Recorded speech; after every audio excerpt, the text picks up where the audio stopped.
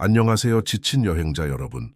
고대의 지혜가 현대 생활과 만나는 이 평화로운 역사의 공간에 오신 것을 환영합니다. 오늘의 놀라운 여정에 본격적으로 들어가기 전에 세상 어디에서 시청하고 계시는지, 그리고 지금이 몇 시인지 궁금합니다. 댓글로 알려주시면 감사하겠습니다. 우리 조상들이 오늘날 우리가 직면한 것과 같은 문제들을 어떻게 해결했는지 알아가는 것을 좋아하신다면 구독 버튼을 눌러주세요. 그러면 시간을 거슬러 올라가는 우리의 흥미진진한 모험을 놓치지 않으실 수 있습니다. 이제 한 가지 여쭤보겠습니다. 수도승 모드라는 말을 들어보신 적 있나요? 2024년에 엄청나게 유행하고 있는 생산성 트렌드입니다. 사람들이 방해 요소들과 연결을 끊고 새벽에 일어나며 엄격한 스케줄을 따라 집중력과 성과를 극대화하는 것이죠. 인플루언서들은 이 개념을 가르치면서 수백만 달러를 벌고 있습니다. 시간 관리와 자기 절제에 대한 혁신적인 접근법을 발견했다고 주장하면서 말이죠. 하지만 정말 놀라운 사실이 있습니다. 그들이 혁신적이라고 부르는 것은, 최첨단 생활 꿀팁으로 포장하고 있는 것은 중세 수도승들이 이미 1000년 전에 이 정확한 시스템의 대가들이었다는 것입니다. 그리고 저는 생산성 문화의 희석된 버전에 대해 말하는 것이 아닙니다. 현대의 생산성 구루들이 부러워할 만큼 정교하고 엄격하며 효과적인 시간 관리 시스템에 대해 말하고 있는 것입니다. 그러니 편안히 자리를 잡고 이제 어깨의 긴장을 풀고 현대 세계가 필사적으로 재현하려고 노력하고 있는 지속 가능한 고성과의 비밀을 이 잠 못 이루는 성인들이 어떻게 풀어냈는지 알아볼 준비를 하세요. 이 장면을 상상해 보세요. 정말로 이 순간에 몰입해 보시기 바랍니다. 중세 유럽의 추운 12월 날 오전 4시 30분입니다. 747년이고 여러분은 시토의 수도원의 돌복도에 서 있습니다. 공기는 밀랍 양초의 남은 연기와 자정부터 계속 타고 있던 향에 매서운 향기로 짙게 물들어 있습니다. 인트로 엔드 차가운 공기 속에서 숨을 쉴 때마다 작은 구름이 만들어지고 멀리서 들려오는 성가가 위쪽 둥근 천장을 통해 메아리 칩니다. 이곳은 평화롭고 고요한 명상 수련원이 아닙니다. 이곳은 시간 자체를 정복한 불면불휴의 성인들의 세계입니다. 여러분의 스마트폰에 수도승 모드가 있다고 상상해 보세요. 하지만 단순히 알림을 차단하는 것이 아니라 모든 숨결이 눈에 보이고 모든 발걸음이 목적을 가지고 울리며 모든 순간이 인간의 최고 성과를 위해 조정된 세계로 여러분을 이동시키는 것입니다. 바로 우리가 지금 서 있는 곳이 그런 곳입니다. 여러분, 주변의 수도승들은 이미 몇 시간 전부터 깨어 있었습니다. 여러분이 따뜻한 침대에서 꿈을 꾸고 있을 때 이 사람들은 이미 하루의 첫 번째 기도 예배를 마쳤습니다. 이는 야과 예카라고 불리는 것으로 자정에 시작해서 오전 3시까지 계속되었습니다. 세상의 나머지가 잠들어 있는 동안 3시간 동안 계속되는 기도, 성가, 그리고 영적 수련이었습니다. 하지만 여기서 정말 놀라운 부분이 있습니다. 3시간의 영적 작업 후에 그들은 합리적인 사람이라면 그럴 만한 완전한 밤잠을 위해 침대로 돌아가지 않았습니다. 아니요, 그들은 오늘날 수면 연구자들이 분할 수면 또는 첫 번째와 두 번째 수면이라고 부르는 것을 실행했습니다. 약 3-4시간 잠을 자고 자정의 야과를 위해 일어나고 3시간 동안 깨어 있다가 다시 3-4시간의 또 다른 수면 구간으로 돌아가는 것이었습니다. 이것은 중세의 무지로 인한 우연이 아니었습니다.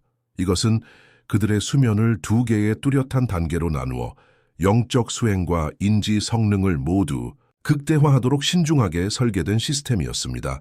현대의 수면 전문가에게 이것을 설명한다고 상상해 보세요. 저는 매일 밤 자정에 일어나서 3시간 동안 기도하고 성가를 부른 다음 오전 4시 30분까지 다시 잠을 잡니다.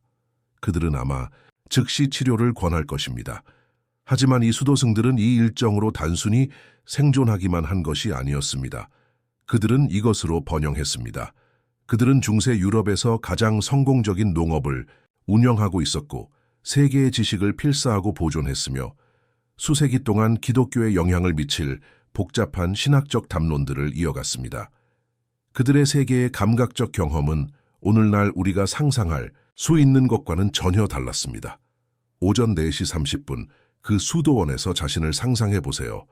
샌들을 신은 발 아래 돌 바닥은 얼음처럼 차갑습니다.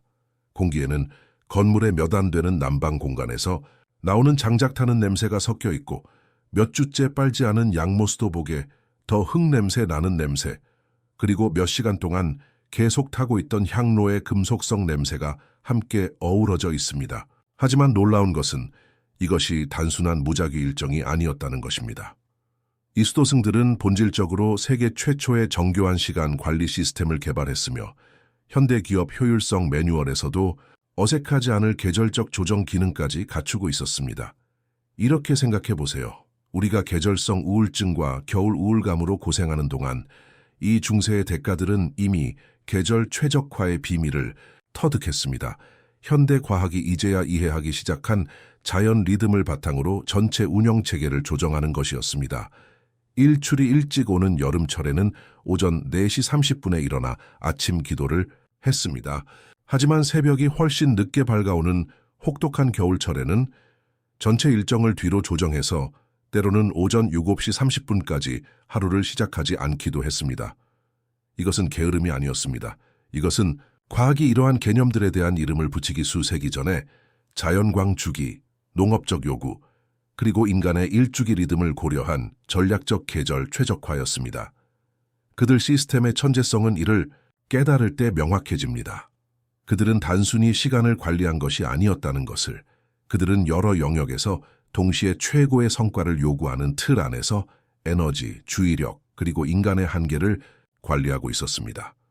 하루에 8번의 기도 예식을 통해 그들은 전체 지역을 먹여 살리는 농업 운영을 하고 현대 은행들도 부러워할 만한 복잡한 금융 시스템을 관리하며 고대 세계의 지적 보물들을 보존하고 복사하는 일을 동시에 해내고 있었습니다. 여기서 충격적인 부분은 이겁니다. 애플, 하버드 대학교, 그리고 글로벌 대기업 농업회사를 동시에 운영하면서 영적 수행을 위해 몇 시간마다 잠에서 깨어나야 하는 명상 수행을 유지하는 것을 상상해 보세요. 그것이 바로 이 수도승들이 해내고 있던 일입니다. 일과 삶의 균형이라는 개념이 발명되기 수세기 전의 말이죠. 이것이 실제로 어떤 모습이었는지 더욱 생생하게 그려드리겠습니다. 지금은 오전 5시, 찬미가 라오스를 위한 종이 곧 울릴 예정입니다. 당신은 예배당에 있고 촛불빛의 유령 같은 무늬를 만드는 향연기로 공기가 무거워져 있습니다. 돌벽은 모든 속삭임, 모든 발걸음 소리, 나무 기도대의 모든 삐걱거림을 흡수하고 증폭시키는 것 같습니다. 당신 주위로 수십 명의 남자들이 새벽 어둠 속에서 갈색 모직 수도복이 부드럽게 바스락거리며 조용히 정해진 자리로 들어섭니다. 하지만 진정으로 놀라운 것은 이겁니다. 자정부터 깨어 있었고 대부분의 현대인들을 망가뜨릴 만한 잘게 쪼개진 수면 패턴으로 생활하고 있음에도 불구하고 이 수도승들은 거의 초인적으로 보이는 수준에 집중된 주의력과 정신적 명료함을 보여줍니다. 그들의 성과는 정확하고 움직임은 의도적이며 집중력은 흔들리지 않는 것처럼 보입니다. 그들은 현대 생산성 문화가 여전히 필사적으로 이해하려고 애쓰고 있는 지속 가능한 고성과의 비밀을 어떻게든 해독해냈습니다. 찬미가가 끝나고 새벽에 첫 빛이 높고 좁은 창문을 통해 스며들기 시작하면서 수도승들은 즉시 그들의 작업 시간으로 전환합니다. 그리고 이곳에서 그들의 시간 관리 시스템이 진정한 정교함을 드러냅니다. 각 그룹들이 군사적 정밀함으로 각자의 활동 영역으로 흩어집니다. 일부는 사본실로 향해 필사를 시작하는데 그들의 정신은 이미 앞선 세밀한 지적 작업을 위해 예리하고 준비되어 있습니다. 다른 이들은 하루의 농사일을 시작하기 위해 농업구역으로 이동합니다. 놀라운 것은 이것이 혼돈이 아니었다는 점입니다. 모든 수도승은 자신이 어디에 있어야 하는지, 어떤 일을 성취해야 하는지, 그리고 자신의 개별 생산성이 공동체의 더 큰 사명에 어떻게 맞아떨어지는지 정확히 알고 있었습니다. 그들은 현대 경영 이론가들이 정렬된 자율성이라고 부르는 것을 창조해냈습니다. 개별 주도권이 세세한 관리나 지속적인 감독 없이 집단 목표에 기여하는 시스템 말이죠. 겨울철은 그들만의 독특한 도전과 적응을 가져왔습니다. 이것을 상상해 보세요. 프랑스 북부의 1월, 수도원이 겨울의 소나기에 갇혀 있습니다. 눈이 밭을 덮고 있고 전체 건물 단지에서 유일하게 난방이 되는 곳은 카레팩토리아 캘리팩토리 뿐입니다. 큰 벽난로가 있는 한 방으로 수도승들이 하루 중 짧은 시간 동안 몸을 따뜻하게 할 수 있는 곳이죠. 이런 조건에서 그들의 정교한 시간 관리는 생존의 문제가 되었습니다. 집에서 일한다고 상상해 보세요. 하지만 당신의 집은 중앙난방도 전기도 없는 중세성이고 유일한 따뜻한 공간은 현대적인 것일 크기로 100명의 동료들과 공유해야 하는 곳입니다. 그럼에도 불구하고 이 수도승들은 겨울을 단순히 버텨내기만 한 것이 아니라 그들의 가장 생산적인 계절로 만들어냈습니다. 이 혹독한 겨울철, 수도사들은 이른 아침 기도를 마친 후 난방실에 모여들었습니다. 차가운 공기 속에서 입김이 하얗게 서리며 나오는 가운데서도 그날의 활동을 계획했습니다. 겨울용으로 디자인된 두꺼운 양털 두건인 갈색 쿠쿨라는 얼어붙은 숨에서 나온 수분으로 무거워졌습니다. 하지만 이런 조건에서도 그들의 일정 시스템은 완벽하게 적응했습니다. 실내 작업이 우선순위가 되었고 필사 작업이 증가했으며 공동 활동들은 하루 중 가장 따뜻한 시간대에 집중되었습니다. 난방실 장작불에 탁탁 타오르는 소리가 그들의 가장 생산적인 시간의 배경음악이 되었습니다. 이 하나뿐인 난방된 방에서 수도사들은 신속한 지식 전수에 참여하여 필사본 채색 기법을 공유하고 신학적 질문들을 논의하며 겨울 동안 공동체를 유지하는 복잡한 물류를 조정했습니다. 난방되지 않은 구역의 매서운 추위와 난방실의 따뜻하고 생산적인 분위기 사이의 대비는 집중과 회복의 자연스러운 리듬을 만들어냈으며 이는 현대의 사무실 디자인이 여전히 재현하려고 노력하고 있는 것입니다. 하지만 아마도 그들 시스템의 가장 놀라운 측면은 그들이 우리가 지금 일과 삶의 균형이라고 부르는 것을 어떻게 처리했느냐는 것입니다. 하지만 그들은 일과 영적 생활을 균형을 맞춰야 할 별개의 영역으로 보지 않았습니다. 그들은 이 둘을 너무나 완전히 통합해서 육체 노동이 기도의 한 형태가 되고 지적 작업이 영적 수양이 되며 공동체, 관리가 신성한 봉사의 표현이 되었습니다. 우리가 끊임없이 상충하는 우선순위들 사이에서 균형을 잡으려고 애쓰는 동안 가족 저녁 시간에 업무 이메일을 확인하고 근무 시간 중 개인 시간에 대해 죄책감을 느끼는 이 수도사들은 혁명적인 것을 발견했습니다. 만약 일과 의미가 당신의 주의를 놓고 싸우는 대립물이 아니라 완벽한 조화로 춤추는 파트너라면 어떨까요? 이런 통합은 놀라운 것을 만들어냈습니다. 몇 달이나 몇 년이 아니라 수세기 동안 지속된 지속 가능한 고성능 문화를 개별 수도사들은 지치거나 어려움을 겪을 수 있지만 시스템 자체는 안티프레질했습니다. 스트레스를 받을수록 실제로 더 강해지고 압박을 받을수록 더 정교해지며 도전에 직면할수록 더 효과적이 되었습니다. 현대의 생산성 전문가들이 이 시스템을 연구하려고 한다고 상상해 보세요. 그들은 아마도 일정 이른 기상 규율 있는 루틴에 집중할 것입니다. 하지만 그들은 모든 것을 작동하게 만든 핵심 요소를 놓칠 것입니다. 모든 일상적인 작업을 의미 있는 것으로 변화시킨 더 깊은 목적 의식을 필사본을 베끼는 것이 단순한 일이 아니라 미래 세대를 위해 지식을 보존하는 신성한 행위일 때 농작물을 돌보는 것이 단순한 농업이 아니라 신성한 창조에 참여하는 것일 때 공동체 자원을 관리하는 것이 단순한 행정 업무가 아니라 하나님의 선물에 대한 청직이 정신을 실천하는 것일 때 모든 활동이 가장 어려운 시기를 통해 동기를 지속시키는 중요함으로 충전되었습니다. 아침이 깊어가면서 당신이 이 중세 세계를 살펴보다 보면 그들의 접근법이 실제로 얼마나 정교했는지를 보여주는 세부 사항들을 발견하게 됩니다. 자연적 한계를 존중하면서 최대 생산성을 허용하는 계절 리듬에 대한 세심한 주의, 현대의 고성취자들을 괴롭히는 종류의 번아웃을 방지하는 신체적, 지적, 영적 활동의 통합. 하지만 정말 놀라운 것은 개인의 에너지와 공동체, 자원을 모두 최적화하기 위해 다양한 종류의 작업들이 어떻게 순서대로 배열되는가입니다. 수도사들은 현대 생산성 문화가 종종 놓치는 것을 이해했습니다. 지속 가능한 고성능은 단순히 규율과 시스템뿐만 아니라 의미 공동체 그리고 인간적 한계에 대한 존중을 필요로 한다는 것을 그들의 가혹한 일정은 깊은 사회적 연결로 균형을 이루었고 그들의 강렬한 작업 시간은 정기적인 영적 회복으로 구두점을 찍었으며 그들의 개인적 성취는 항상 자신들보다 더 큰 무언가를 섬기는 것이었습니다. 아침 중반, 겨울 태양이 마침내 수도원 창문들을 통해 의미 있는 빛을 제공할 만큼 충분히 높이 올라올 때 당신은 그들 시스템의 진정한 천재성을 보기 시작합니다. 이것은 단순히 일찍 일어나는 것이나 경직된 일정을 따르는 것에 관한 것이 아닙니다. 이것은 동시에 여러 차원에서 인간의 잠재력을 최적화하는 완전한 삶의 시스템을 만드는 것에 관한 것입니다.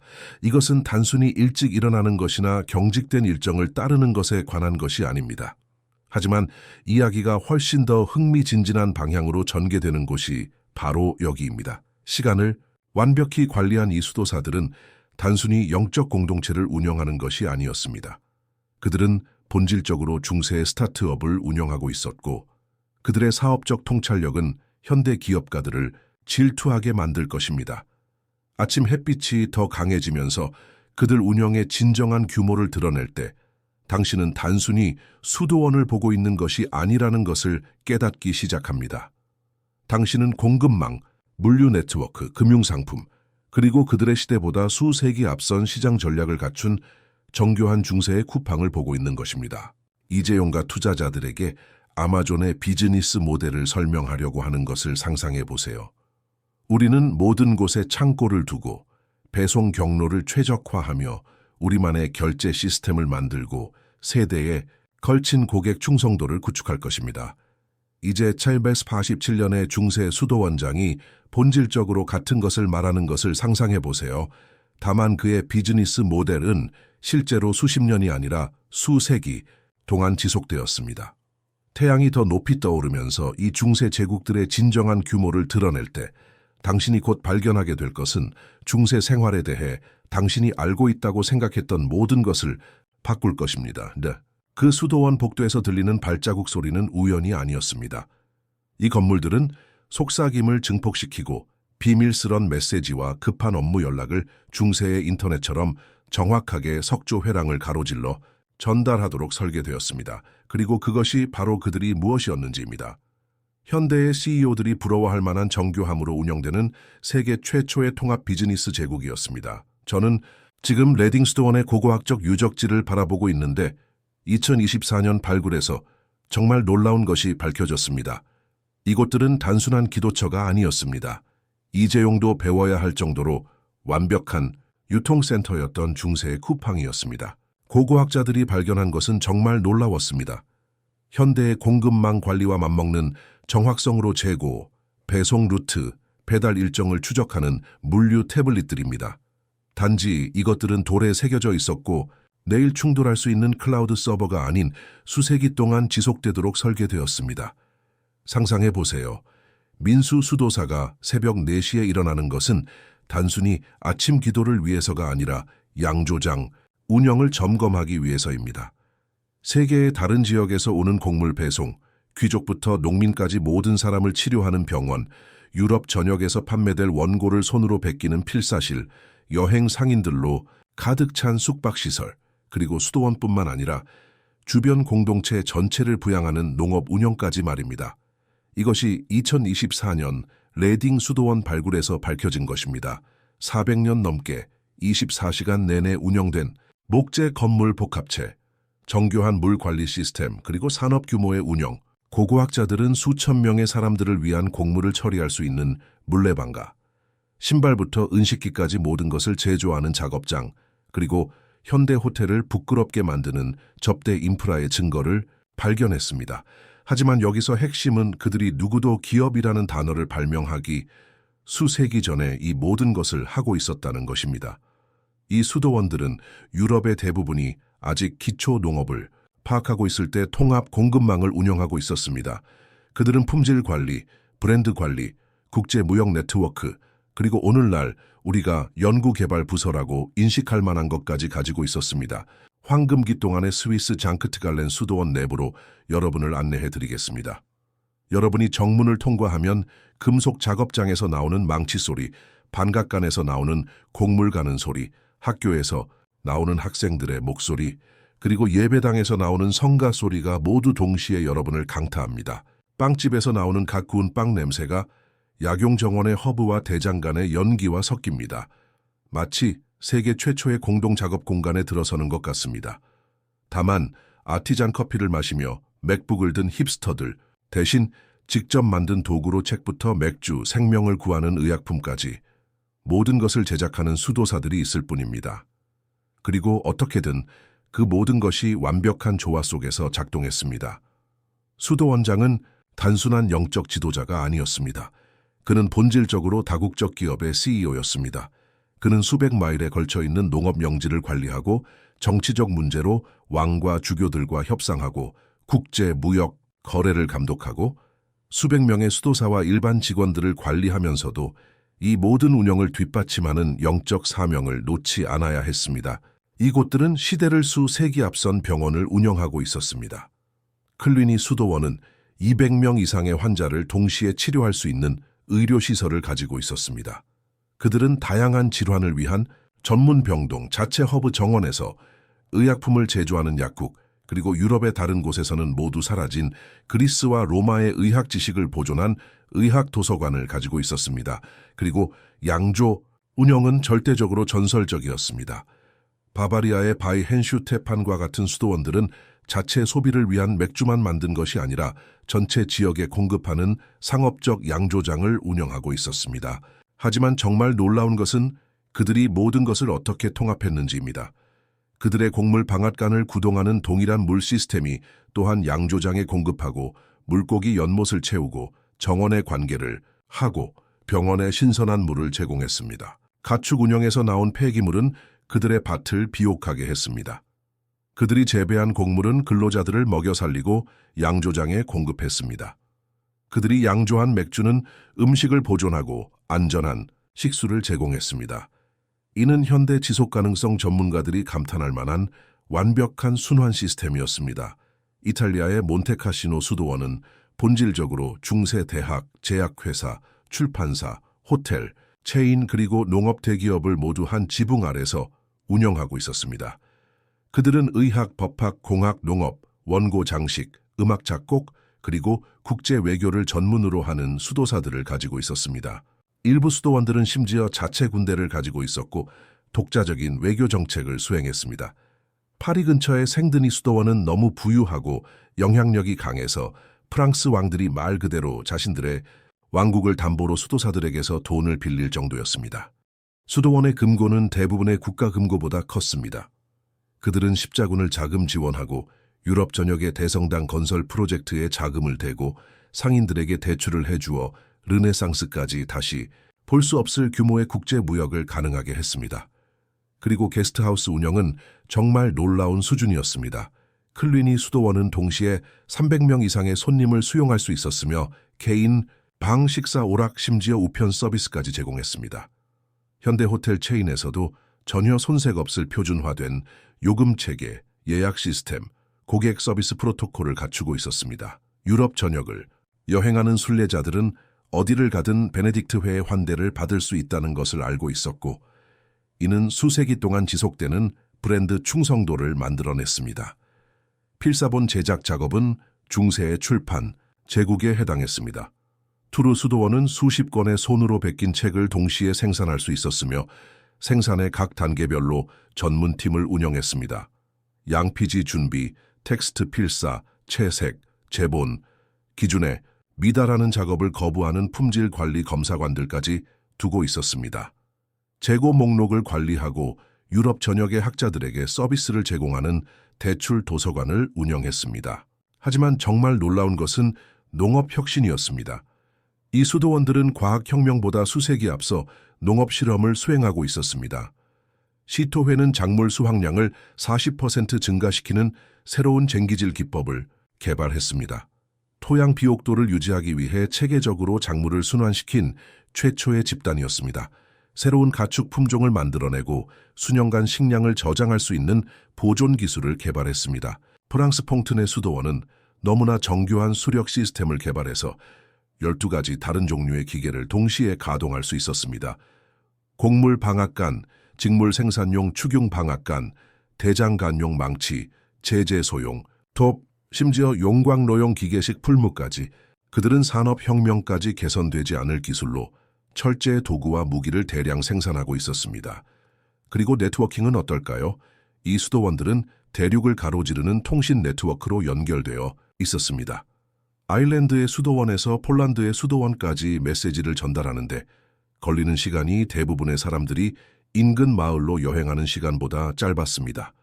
그들만의 우편 시스템, 외교단 정보 네트워크를 가지고 있었습니다.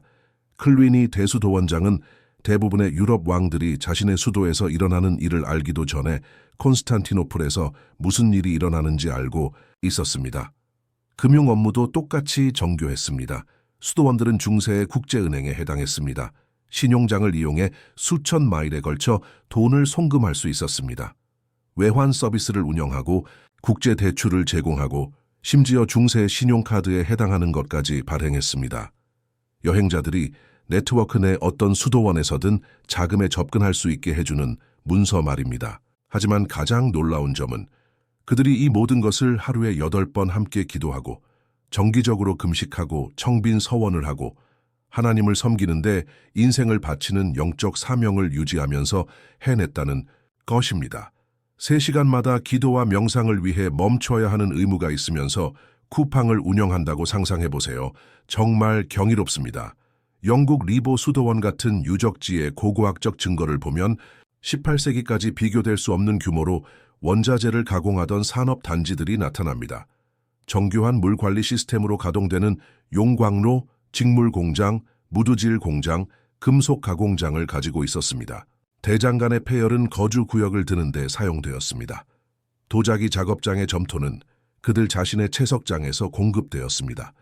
심지어 쓰레기도 체계적으로 처리되고 재활용되었습니다. 하지만 잠깐, 제가 다음에 말씀드릴 내용은 지금까지 우리가 논의한 모든 것을 완전히 평범하게 보이게 할 것입니다. 왜냐하면 이들은 단순한 종교 공동체가 아니었기 때문입니다. 그들 시대의 가장 첨단 기술 회사였습니다.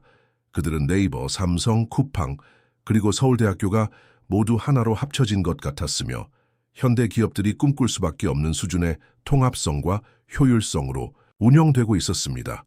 그리고 이런 중세 제국들을 관리하려면 현대의 어떤 인사부도 완전히 당황할 만한 직책과 책임을 가진 사람들이 필요했습니다. 이런 운영을 책임지던 개인들은 너무나 전문적이고 기이하고 중요한 역할을 맡고 있어서 그들의 직무기술서는 판타지 소설에서 나온 것 같았습니다. 하지만 이들은 허구의 직책이 아니었습니다. 중세 유럽에서 실제 사람들이 매일매일 수행했던 진짜 직업이었습니다. 이런 운영을 책임지던 사람들은 현대의 어떤 인사부도 당황시킬 만한 직함을 가지고 있었습니다. 국제 무역로를 통제하던 포도주 저장고 관리자부터 왕국 전체보다 비싼 이국적 동물들을 관리하던 왕실 동물원 관리자까지 중세 직무 기술서들은 정말 흥미로워질 예정이었습니다. 하지만 여기서 중세 생활이 정말 흥미로워집니다.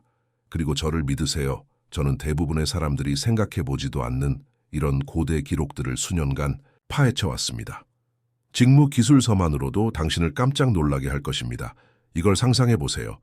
당신이 중세 수도원에서 일자리를 구하러 가는데 구인 공고의 순찰자 구함, 12시간 연속으로 복도를 걸으면서 아무도 말하거나 자거나 맙소사 허락받지 않은 간식을 먹지 않는지 확인하는 일에 익숙해야 함이라고 되어 있습니다. 이 사람들은 기본적으로 하나님께 인생을 바쳤다고 하는 성인 남성들을 위한 복도 감시자였습니다. 순찰자는 등불을 들고 복도를 순찰하며 문 앞에서 귀를 기울이고 모퉁이를 살펴보며 모든 사람이 침묵 규칙을 따르는지 확인했습니다. 그리고 방장 챔벌라인이 있었습니다. 100명의 수도사들이 1년에 정확히 4번만 목욕하는 일정을 관리하는 것이 평생 직업인 사람을 상상해 보세요. 4번만요. 방장은 누가 언제 목욕했는지, 누가 목욕을 미뤘는지, 누가 몰래 추가 목욕을 하려고 하는지 추적하는 상세한 장부를 가지고 있었습니다. 중세시대에는 기본적인 위생조차도 관료적 절차가 필요했던 것 같습니다. 가장 놀라운 부분은 서기실들이었습니다. 책상들이 줄지어 늘어선 거대한 홀을 상상해 보세요. 각 수도사가 양피지 위에 깃펜을 들고 구부정하게 앉아있고 완전한 침묵 속에서 필사본을 베끼고 있습니다. 속삭임도 없고 기침도 없습니다. 그저 6, 7, 8시간 동안 기펜이 양피지를 긁는 끝없는 소리만 있을 뿐입니다. 성인이 된 평생을 의무적 침묵 속에서 보내며 손짓과 가끔 허용된 고개 끄덕임으로만 소통하는 사람들에 대해 말하고 있는 것입니다. 그리고 놀라운 점은 그들에게는 밀고 시스템이 있었습니다. 공식적인 것이요. 다른 수도사들의 위반 행위를 신고하는 것이 업무인 수도사들이 있었습니다. 작업시간 중 대화, 신고, 자정기도 중 졸기, 신고. 다른 수도사를 잘못된 방식으로 바라보기, 맞습니다. 신고. 영적 훈련이라는 명목으로 정교한 고자질쟁이들의 위계질서가 있었습니다. 하지만 이것이 억압적으로 들린다면 제가 폭력에 대해 발견한 것을 들을 때까지 기다려보세요. 왜냐하면 아무도 말하지 않는 절대적으로 충격적인 진실이 있습니다. 이 평화롭다고 여겨지는 하나님의 집들이 종종 그들의 벽박거리보다 더 위험했다는 것입니다. 만약 당신의 요가 스튜디오가 강남역 밤거리보다 범죄율이 높다거나 명상수련원이 월드컵 결승전 날 스포츠바보다 폭력 사건이 더 많다면 어떨지 상상해 보세요. 그것이 본질적으로 일부 중세 수도원에서 우리가 다루고 있는 상황입니다. 플로에리의 아보에 대해 말해드리겠습니다. 이 사람은 중세 프랑스에서 가장 권위 있는 수도원 중 하나를 운영하고 있었습니다. 학식 있는 사람, 존경받는 학자, 기독교 미덕의 모범이라고 여겨졌던 인물이었습니다. 1004년에 그는 방문한 수도사들과 이것 좀 보세요. 적절한 수도원 관리 기법에 대해 열띤 논쟁을 벌였습니다. 논의가 격화되고 목소리가 높아졌고 누군가 오른쪽 뺨을 맞으면 왼쪽 뺨도 돌려대라고 말하기도 전에 누군가가 창을 집어들어 아보의 가슴을 관통해 찔렀습니다. 수도원 내부에서 평화로운 신학적 토론이라고 여겨졌던 중에 목격자들은 수도사들이 충격에 빠져 서 있고 그들의 흰색 가운이 빨갛게 핏빛으로 얼룩진 차에 성당 회의실의 석조 바닥에 피가 고이는 모습을 묘사했습니다. 이것은 무작위적인 거리 폭력이 아니었습니다. 이것은 평화와 형제의 서원을 맹세한 사람들에 의해 유럽에서 가장 신성한 공간 중 하나에서 저질러진 계획적 살인이었습니다. 장면을 상상해 보세요. 오른쪽 뺨을 맞으면 왼쪽 뺨도 돌려대라 하는 성경 구절을 베끼며 하루를 보낸 사람들이 갑자기 현대 수사 드라마를 무색하게 만들 범죄 현장에 직면한 것입니다. 아이러니는 그들에게 놓치지 않았습니다. 가장 통제된 환경조차 인간 본성의 어두운 충동을 완전히 억제할 수 없다는 궁극적인 증거였습니다. 그리고 아보는 고립된 사례가 아니었습니다. 성가대, 연습 중 박자를 맞추지 못했다는 이유로 수도사들이 서로를 촛대로 때린 기록을 찾았습니다. 적절한 글자 모양을 두고 서기실에서 주먹 다짐이 벌어졌습니다. 수프 양념을 놓고 벌어진 부엌 싸움이 치명적인 폭력으로 번졌습니다. 평온함과 영적 성찰의 피난처가 되어야 했던 이 장소들이 때로는 중세 선술집보다 더 폭력적이었습니다. 대조는 절대적으로 엄청났습니다. 새벽에 수도원으로 걸어 들어가는 것을 상상해 보세요. 석벽에 울려 퍼지는 그레고리오 성가 소리로 가득 찬 공기, 반 어둠 속에서 깜빡이는 촛불, 고대 책들의 곰팡내와 섞인 향의 달콤한 냄새, 모든 것이 평화롭고 신성하며 외부 세계의 혼돈으로부터 떨어져 있는 것처럼 보입니다. 수도사들은 완벽한 대형으로 움직이고 그들의 샌들이 석조 바닥을 스치며 속삭이듯 소리를 내고 겉보기에는 헌신적으로 고개를 숙이고 있습니다. 하지만 더 자세히 보면 불안한 시선들, 특정 수도사들이 다른 이들과 눈을 마주치지 않는 방식, 기도 중 그들이 몸을 가누는 미묘한 긴장감을 눈치챌 수 있습니다. 왜냐하면 그 거룩한 평온의 겉모습 아래에는 폭발을 기다리고 있는 인간 드라마의 화약고가 있기 때문입니다. 물론 원장들은 이것을 알고 있었습니다. 그들은 바보가 아니었습니다. 그들은 폭력과 대인 갈등을 관리하기 위해 점점 더 정교한 시스템을 개발했습니다. 일부 수도원들은 다툰 수도사들을 몇 주간 격리시키는 의무적인 냉각 기간을 제도화했습니다. 다른 곳들은 중세의 분노 관리라고만 설명할 수 있는 것을 사용했습니다. 잠재적 말썽꾼들을 지치게 하기 위해 고안된 강제 육체 노동. 그런데 가장 흥미로운 해결책이 뭔지 아세요? 바로 유령 이야기였습니다. 농담이 아니에요.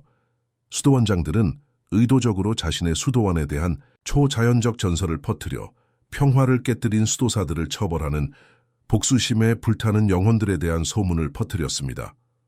한밤중에 신비로운 소리를 연출하고 갈등 중에 초자연적인 개입을 준비하며 기본적으로 자신들의 수도사들을 통제하기 위해 정교한 심리작전을 펼쳤습니다.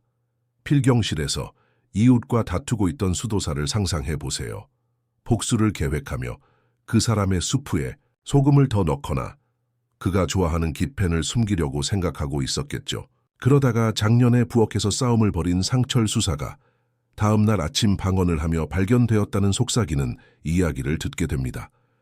잠든 사이에 유령의 손이 자신을 붙잡았다고 주장하면서 말이죠. 갑자기 그 복수 계획이 그리 매력적으로 보이지 않게 됩니다.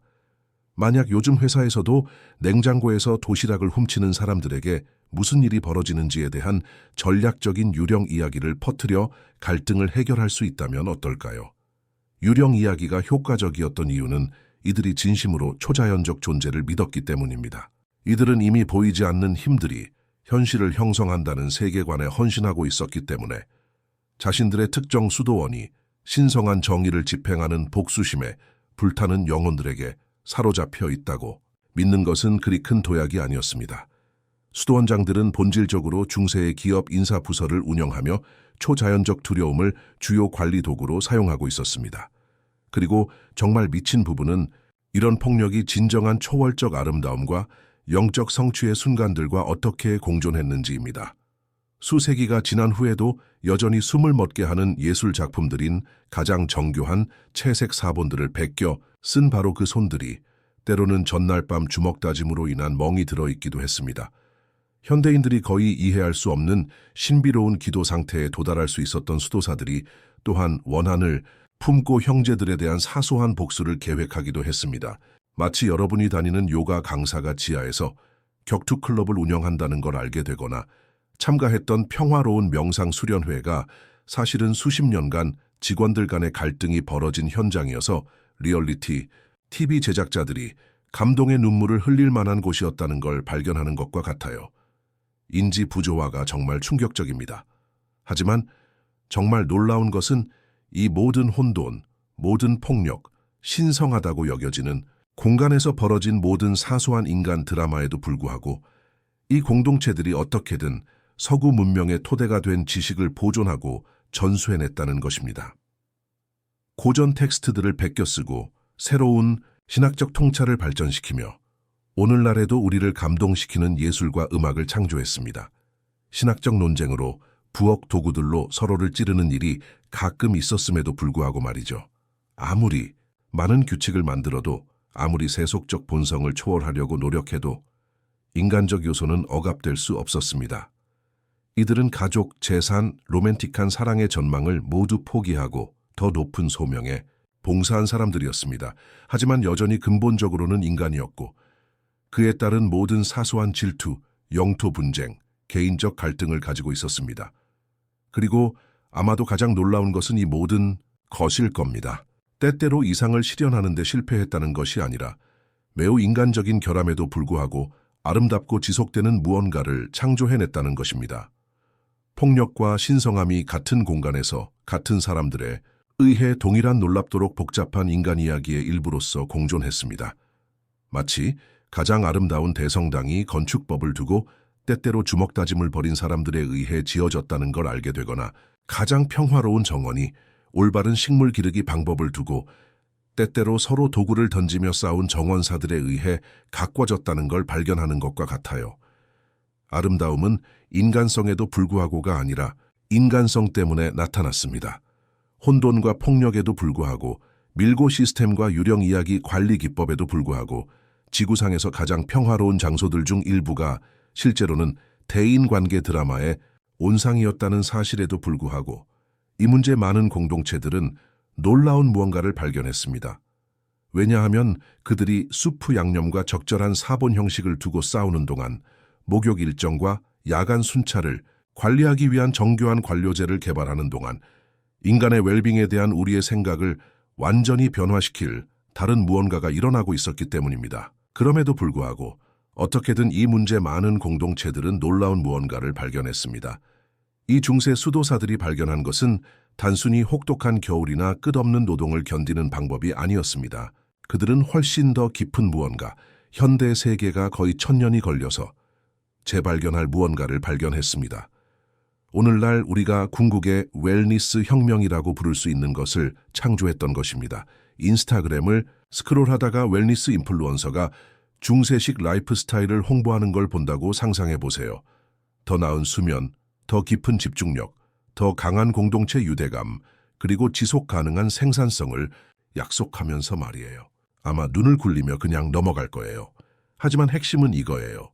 이 수도사들은 누군가가 웰니스 인플루언서라는 말을 만들어내기 수백 년 전에 이미 바로 그런 라이프 스타일을 살고 있었거든요. 이 장면을 저와 함께 상상해 보세요. 1200년경 중세 수도원의 새벽입니다. 첫 번째 종소리가 석조 복도를 가로질러 울려 퍼지며 그 소리가 고대 벽에 메아리치고 있습니다.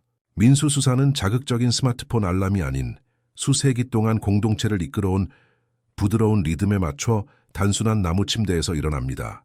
그는 석조 세면대에 차가운 물로 얼굴을 씻으며 그 충격이 어떤 커피도 줄 수 없는 방식으로 감각을 깨웁니다. 그의 호흡은 안정되고 절제되고 의도적입니다. 그의 마음은 이메일, 알림, 일상의 불안으로 이루어진 정신적 체크리스트를 급하게 돌아보지 않습니다. 대신 그는 깨어나는 이 하나의 순간에 온전히 현재에 있습니다. 이것이 마음챙김이 스마트폰 앱이 아닌 인간의 번영을 중심으로 설계된 삶의 자연스러운 리듬일 때의 모습입니다. 우리가 단 5분간의 현존감을 경험하기 위해 명상 수련회에 비싼 돈을 지불하는 동안 민수수사는 이것을 그의 기본 상태로 살고 있었습니다. 이것이 이야기가 절대적으로 놀라워지는 지점입니다.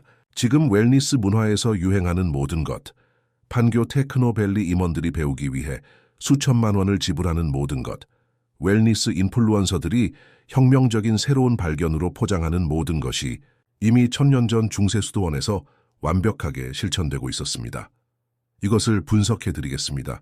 이런 연결점들을 보게 되면 현대 웰니스 트렌드를 다시는 같은 시각으로 보지 않을 것이기 때문입니다. 예를 들어 디지털 디톡스를 들어보세요. 2024년 조선비즈는 성공한 기업가들이 깊은 작업과 정신적 명료함에 집중하기 위해 모든 디지털 기기로부터 연결을 끊는 몽크 모드의 성장 추세에 대한 전체 특집을 게재했습니다. 기술 임원들은 외딴 장소에 비싼 수련회를 예약하며 그들이 디지털 잡음이라고 부르는 것에서 벗어나기 위해 거액을 지불하고 있습니다. 그들은 마치 처음으로 발견하듯이 끊임없는 연결이 깊게 사고하고 의미 있게 창조하고 자신의 삶에 단순히 현재할 수 있는 능력을 파괴하고 있다는 것을 깨닫고 있습니다. 중세 수도사들이 매일 무료로 얻었던 것을 경험하기 위해 수천만 원을 지불하는 사람들을 보는 것과 같습니다. 우리가 만들어낸 디지털 잡음에서 필사적으로 탈출하려고 노력하는 동안 그들은 궁극의 아날로그 환경에서 살고 있었습니다. 유일한 알림은 교회 종소리였고 필요했던 유일한 앱은 기도서와 정원 도구였습니다. 하지만 핵심은 중세 수도사들이 기본적으로 궁극의 디지털 디톡스를 달성했다는 것입니다. 알림도 소셜미디어도 즉각적인 주의를 요구하는 끊임없는 메시지 소리도 없었습니다. 그들의 마음은 끝없는 정보 스크롤로 인해 조각나지 않았습니다. 대신 그들은 오늘날 신경과학자들이 깊은 집중 상태라고 부르는 것을 경험했습니다. 뇌가 방해받지 않고 장기간 복잡하고 창조적인 사고에 참여할 수 있는 상태 말입니다. 우리가 다른 앱들을 차단하는 앱을 필사적으로 다운로드하고 소프트웨어 사용을 방지하는 소프트웨어를 설치하는 동안 이 수도사들은 기내 모드에서 살고 있었습니다. 그들이 필요했던 유일한 무선 연결은 서로와 그들의 더 깊은 목적과의 연결이었습니다. 이른 아침 빛 속에서 수도원 정원을 걸어가는 민수수사, 서리로 덮인 길 위에서 부드럽게 부서지는 발소리를 내며 걷는 그는 현대 웰니스 전문가들이 이제 마음챙김 걷기 명상을 가르치기 위해 수십만 원을 받는 것을 경험하고 있었습니다. 하지만 그에게 이것은 앱에서 배우거나 주말 워크숍에서 익힌 기법이 아니었습니다. 단순히 화요일이었을 뿐입니다. 지금 주요 도시의 스튜디오를 가득 채우고 프리미엄 멤버십과 유명인 추천을 받는 명상 수련이 수도원 생활의 일상이었습니다. 이것들은 회의 사이에 끼워 넣은 30분 세션이 아니었습니다. 이것들은 하루 종일 통합된 관조적 자각 수련이었습니다. 수도사들은 내면의 평화를 찾으려고 노력하지 않았습니다. 그들은 그것을 살고 숨쉬고 그들의 구조화된 존재의 모든 면에서 구현하고 있었습니다. 이것들은 회의 사이에 끼워 넣은 30분 세션이 아니었습니다. 이것들은 하루 종일 통합된 관조적 자각 수련이었습니다. 수도사들은 내면의 평화를 찾으려고 노력하지 않았습니다. 그들은 그것을 살고 숨쉬고 그들의 구조화된 존재의 모든 면에서 구현하고 있었습니다. 그리고 구조에 대해 말하자면 한국 경제가 최근 최적화 혁명이라고 부른 것에 대해 이야기해 봅시다. 현대 생산성 구루들은 시간 블로킹, 루틴 만들기, 그리고 그들이 라이프 스타일 디자인이라고 부르는 것을 가르치고 있습니다. 그들은 인간이 일상에서 목적 있는 구조에서 하루의 모든 부분이 더 큰 목적에 기여한다는 것을 아는 것에서 번영한다는 것을 발견하고 있습니다. 중세 수도원은 원래의 라이프 스타일 디자인 실험실이었습니다. 모든 시간이 의미가 있었고 모든 활동이 공동체와 개인의 영적 발전에 더 큰 선에 기여했습니다. 아침 기도, 육체적 노동, 학습 시간, 공동 식사, 저녁 성찰, 낭비되는 시간도 무의미한 스크롤도 다음에 무엇을 할지에 대한 실존적 혼란도 없었습니다. 구조 자체가 자유의 한 형태가 되어 결정 피로로부터 마음을 해방시키고 삶의 본질적 활동들에 더 깊게 참여할 수 있게 했습니다. 수백만 명의 관심을 사로잡은 미니멀리즘 운동, 적게 소유함으로써 자유를 약속하는 이 운동이 바로 수도원 존재의 기초였습니다. 윤예리의 인생을 바꾸는 정리의 마법, 중세 수도사들은 그녀가 태어나기 수세기 전에 이미 이것을 완벽하게 터득했습니다.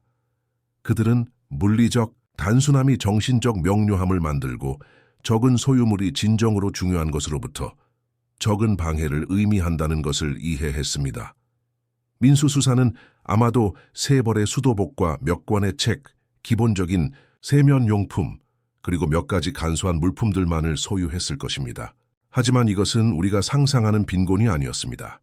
이는 의도적인 풍요로움이었고 정확히 무엇이 필요한지 알고 그것을 정확히 갖는 것에서 오는 깊은 만족감이었습니다. 그 이상도 그 이하도 아니었죠. 그의 방은 깨끗하고 정돈되어 있었으며 그 단순함 속에서 아름다웠습니다. 모든 물건에는 목적이 있었고 제자리가 있었으며 그곳에 있을 이유가 있었습니다. 마치 윤예리가 그의 인생 코치였던 것 같습니다. 다만 이것이 기쁨을 주는가 뭐라고 묻는 대신 이것이 나의 가장 깊은 목적에 도움이 되는가 라고 물었을 뿐이죠. 우리가 필요하지 않은 물건들에 둘러싸여 있으면서 찾고 있는 것을 찾을 수 없는 동안 민수수사는 30초 안에 자신이 소유한 모든 것에 손을 댈 수 있었습니다. 현대 웰니스 문화는 수도승들이 직관적으로 알고 있었던 것을 재발견하고 있습니다. 외적 단순함이 내적 평온함을 만든다는 것을 말입니다. 주변 환경이 정돈되어 있으면 마음도 정돈됩니다. 물건에 대해 끊임없이 결정을 내리지 않아도 될 때 실제로 중요한 것들을 위한 더 많은 정신적 에너지를 갖게 됩니다. 현재 코하우징, 운동 의도적 공동체, 그리고 연구자들이 사회적 웰니스라고 부르는 트렌드의 공동체 생활 측면은 중세 수도원에서 이미 완성된 것이었습니다. 이들은 단순히 함께 살고 있는 무작위의 사람들의 집단이 아니었습니다. 개인의 성장과 집단의 번영이 놀라운 정교함으로 균형을 이룬 신중하게 구조화된 공동체였습니다. 매일경제는 최근 현대의 외로움과 정신건강 문제를 해결하는 데 있어서 진정한 공동체의 중요성에 대한 시리즈를 실었습니다. 그들은 고립이 문자 그대로 사람들을 죽이고 있으며 진정한 사회적 연결의 붕괴가 우울증, 불안, 그리고 그들이 절망의 죽음이라고 부르는 전염병을 만들어내고 있다고 강조했습니다. 그들이 제안하는 해결책은 의도적인 공동체 구축, 공유된 목적, 소속감을 만드는 집단적 의식들입니다. 중세 수도원은 이 문제를 완전히 해결했었습니다. 민수수사는 단순히 다른 사람들과 나란히 살기만 한 것이 아니라 상호 지원, 공유된 책임, 그리고 현대 공동체 건설자들이 재창조하려고 노력하고 있는 집단적 목적의 정교한 구조 속에 자리하고 있었습니다. 그가 매일 아침 일어날 때 그는 자신의 역할, 공동체에 대한 자신의 가치, 자신보다 큰 무언가에서의 자신의 위치를 알고 있었습니다. 현대 문화가 필사적으로 달성하려고 하는 일과 삶의 균형은 수도원 구조에 내재되어 있었습니다. 의미 있는 일과 영적 발전 사이에, 개인적 성장과 공동체 기여 사이에 분리가 없었습니다.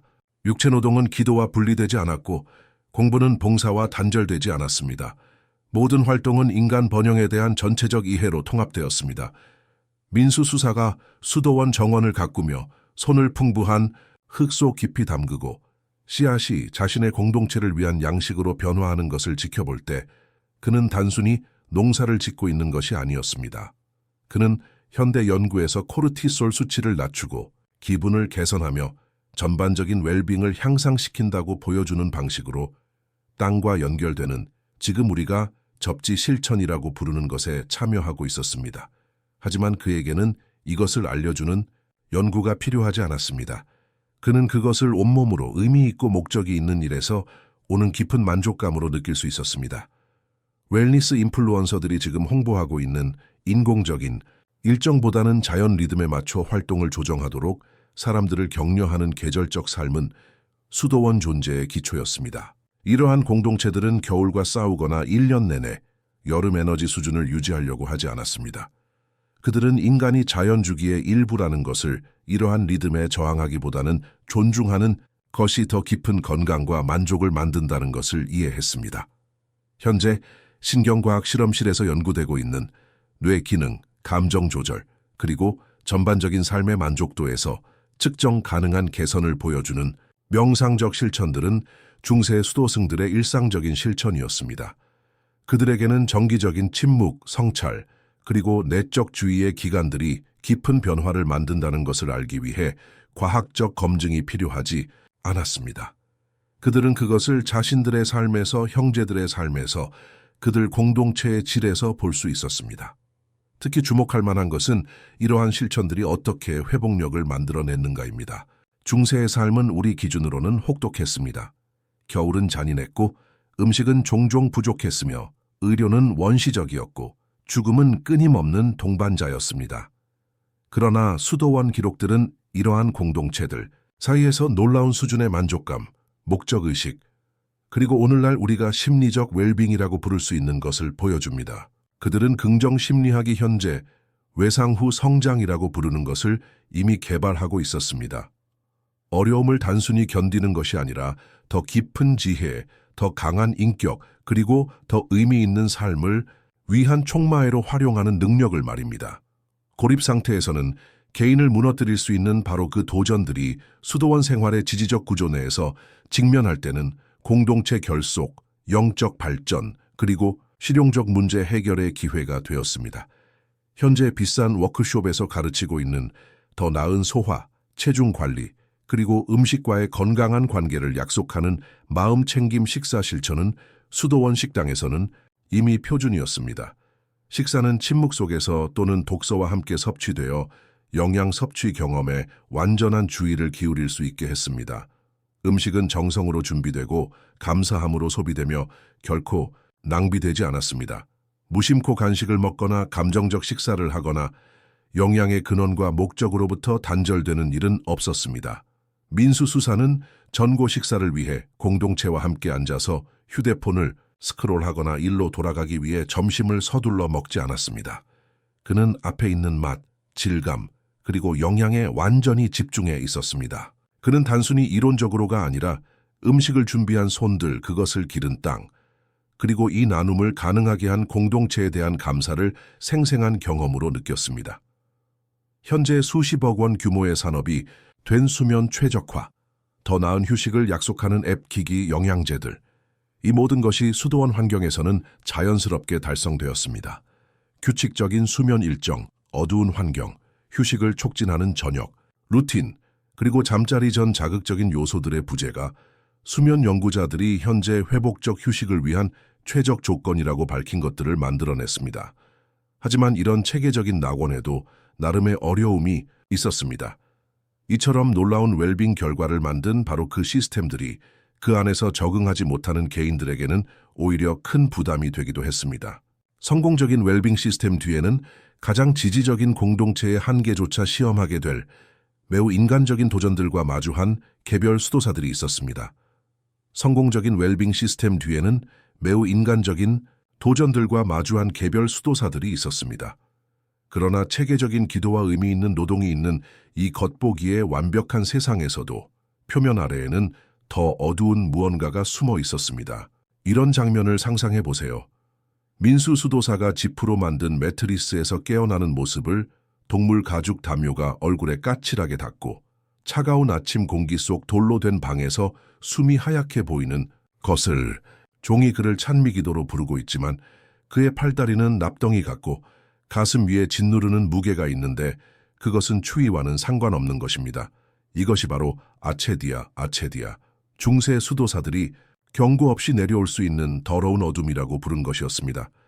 직장에서의 번아웃이 현대에만 있는 현상이라고 생각한다면 큰 착각입니다. 이들은 그것을 깊이 알고 있었고 마치 해가 너무 천천히 지는 것 같다고 느끼며 끝없는 단조로움의 행렬 속에서 시간들이 질질 끌려가는 것을 지켜보는 것이라고 묘사했습니다. 저는 수년간 이런 중세 기록들을 연구해 왔는데 우울증에 대한 현대적 이해와의 유사점들은 정말 놀라울 정도입니다. 4세기에 글을 쓴 에바그리우스 수도사는 아체디아를 모든 악마 중 가장 억압적인 것이라고 묘사했습니다. 그는 은유적으로 말한 것이 아니었습니다. 이들에게 기도를 무의미하게 느끼게 하고 이를 무의미하게 느끼게 하는 짓누르는 무관심은 바이킹의 습격만큼이나 실제적이고 위험한 것이었습니다. 긴 오후 시간 동안 지훈 수도사를 상상해 보세요. 필사실에 서 있지만 앞에 놓인 원고에 집중할 수 없는 모습을. 다른 수도사들은 작업에 몰두해 양피지의 기펜으로 꾸준히 긁어대는 소리를 내고 있지만 지훈의 마음은 계속 다른 곳으로 향합니다. 그는 좁은 창문 밖을 바라보며 벽의 돌들을 세는 자신을 발견합니다. 온몸을 조여오는 듯한 갉아먹는 불안감에서 벗어나려고 무엇이든 하려고 합니다. 수도원 기록들은 이런 고투들로 가득합니다. 상철 수도사가 전고의 악마에 사로잡혔다고 한 원장이 기록했는데 아체디아의 또 다른 용어를 사용한 것입니다. 그는 유령처럼 복도를 헤매고 다니며 몸은 있으나 영혼은 없는 상태다. 이것은 도덕적 실패로 여겨지지 않았습니다. 치료와 이해가 필요한 진짜 질병으로 인식되었습니다. 놀라운 것은 이런 공동체들이 현대의 치료 환경에서도 충분히 통할 만한 지원 시스템들을 개발했다는 것입니다. 한 수도사가 아체디아의 징후를 보이면 그는 배척당하거나 처벌받지 않았습니다. 대신 원장은 그를 공동체에서 가장 쾌활한 구성원들과 함께 일하도록 배정할 수도 있었습니다. 놀라운 것은 이런 공동체들이 현대의 치료 환경에서도 충분히 통할 만한 지원 시스템들을 개발했다는 것입니다. 한 수도사가 아체디아의 징후를 보이면 그는 배척당하거나 처벌받지 않았습니다. 대신 원장은 그를 공동체에서 가장 쾌활한 구성원들과 함께 일하도록 배정할 수도 있었습니다. 정원일이 특히 선호되었습니다. 잘하는 것들과 함께 일하는 것에는 정신을 북돋아주는 무언가가 있는 것 같습니다. 태민 수도사는 자신이 회색병이라고 부른 것과의 투쟁에 대해 상세한 기록을 남겼습니다. 오늘은 어둠이 충분히 겉혀서 아침 식사 때 빵맛을 느낄 수 있었다고 그는 썼습니다. 영호 수도사가 침묵 속에서 나와 함께 앉아주었는데 그것이 정확히 내가 필요했던 것이었다. 이들은 단순히 종교인이 아니었습니다. 오늘날 우리가 겪는 것과 똑같은 심리적 고민을 안고 살아가는 인간이었을 뿐 그저 다른 언어로 표현했을 따름입니다. 고립감은 견디기 힘들었습니다. 성인이 된 후 전 생애를 같은 돌담 안에서 보내고 매일 같은 얼굴들을 보며 시계추처럼 정확한 같은 루틴을 따르는 것을 상상해 보세요. 어떤 수도사들은 이런 환경에서 번영했지만 다른 이들은 그것이 숨막힌다고 느꼈습니다. 기록들은 밤에 수도원 담을 걸으며 풍경의 변화 끝없는 단조로움에서의 어떤 탈출이라도 간절히 바라는 수도사들에 대해 말합니다. 그리고 그들의 결심을 시험한 더 세속적인 유혹들도 있었습니다.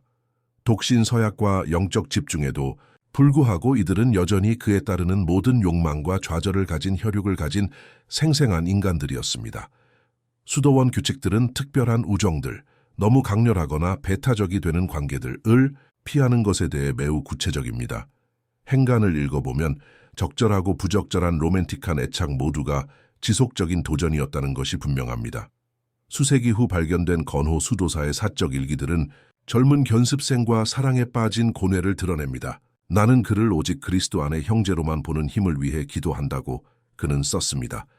하지만 내 마음은 매 순간 나를 배신한다. 이 사랑이 하나님의 선물인가 아니면 내 헌신에 대한 시험인가? 그의 고투는 수년간 계속되었고 이 겉보기에 순수한 영적 공동체들 안에 존재했던 매우 인간적인 갈등들의 증거가 되었습니다. 정치는 어느 왕실 궁정만큼이나 잔혹할 수 있었습니다. 수도사들도 결국 인간이었고 인간들이 모이는 곳에는 가십, 질투, 권력 다툼이 있습니다. 부엌 배정 순환이 전쟁터가 되었습니다. 누가 오븐 근처에 더 따뜻한 구역에서 일할 수 있는가? 누가 명망 있는 채색 원고 대신 지루한 법률 문서를 끝없이 필사하는 일에 박혀있게 되는가? 성진 수도사는 자신이 목격한 편애에 대해 씁쓸하게 기록했습니다. 수도원장의 조카는 어김없이 항상 가장 쉬운 일을 맡는 반면 빽이 없는 우리들은 무릎에서 피가 날 때까지 바닥을 문지르고 있다.